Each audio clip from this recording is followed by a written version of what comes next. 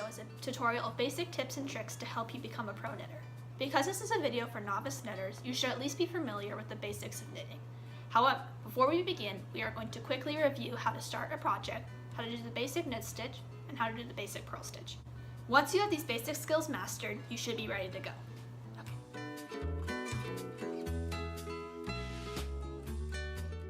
In this video, we will be quickly reviewing the basics of knitting and going over 3 different tricks to help improve your knitting.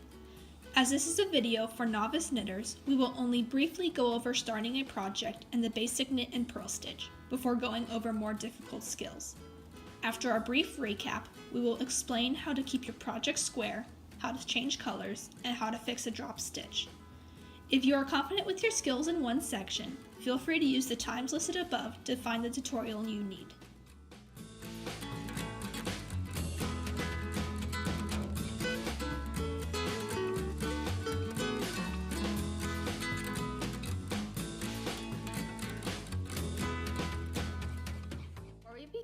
Let's go over the materials that you will need.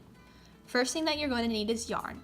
I'm going to be using a yarn that isn't super thick and isn't made up of multiple strings bound together, which means the yarn won't unravel while knitting. Next, you're going to need some needles. Today I'm using size 8 metal needles. Metal needles are better for when you really have the hang of knitting, so if you aren't quite at that level yet, I would suggest either wood or plastic needles. Lastly, get some scissors to cut your yarn.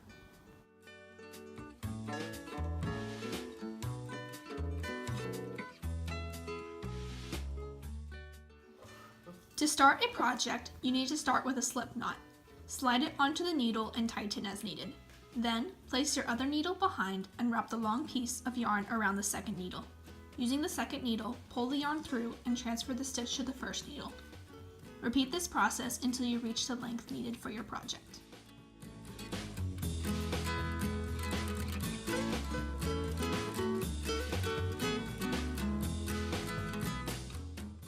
The knit stitch is the basic stitch of all knitting, and when you are doing a knit purl pattern like I am, you want to make sure to do the knit stitch when the side with the chevron pattern is facing up. You want to stick your needle underneath your other needle while still in the loop. Wrap the yarn around the needle like so, and pull through. Underneath, wrap around, and pull through. Then, you just repeat this stitch until you are done with the row.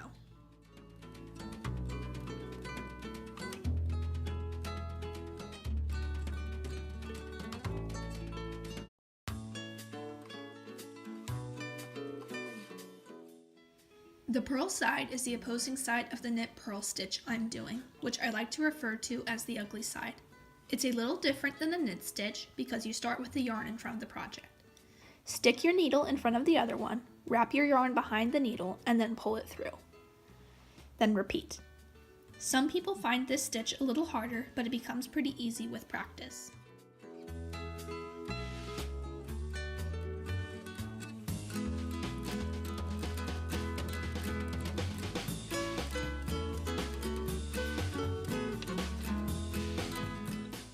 Keeping your project square is something that is very difficult, especially because the knit automatically increases as you go along from your first row.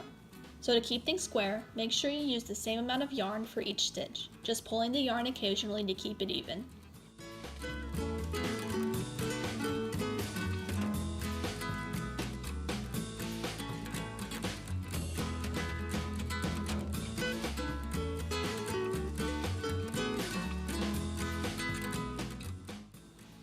When you're done with the row, just stretch out your piece a little like so. This keeps your stitches from cramping and also helps the project stay even.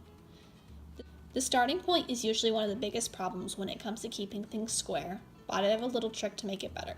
Just take the end bit and loop it through a hole in the second row, and then just pull through and knot. This pulls the side down and helps even the bottom out.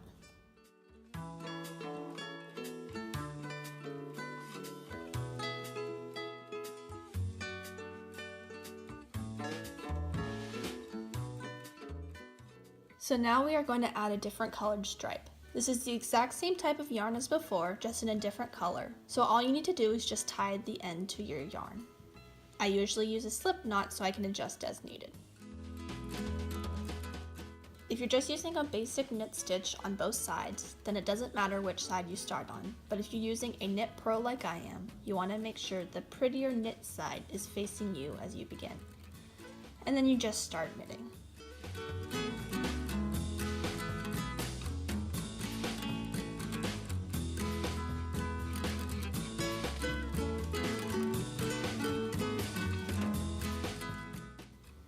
As you can see on the back of the project, the colors begin to interlock together, and because I'm using a knit purl stitch, it's pretty seamless.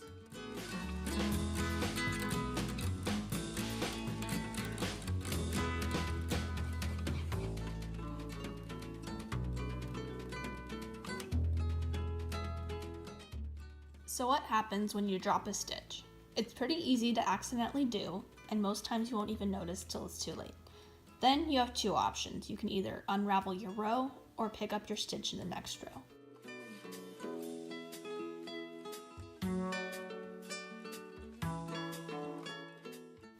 Fixing a drop stitch is pretty easy to do as long as you notice it quickly.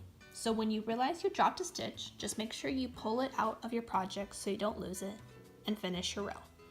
Then make sure you know where the stitch was in your row and then just continue knitting.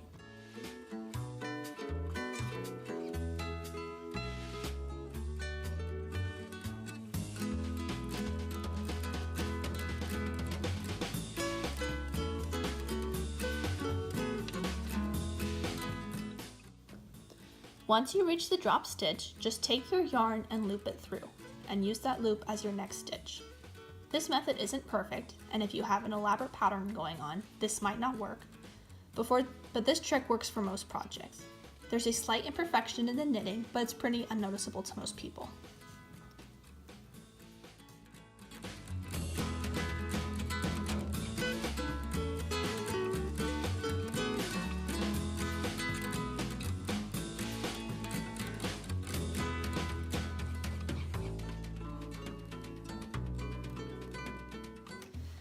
So during this video, we went over how to keep things square, we went over how to change colors, and we went over how to fix a drop stitch. I hope you enjoyed this video and that you learned something. Happy knitting. Voila!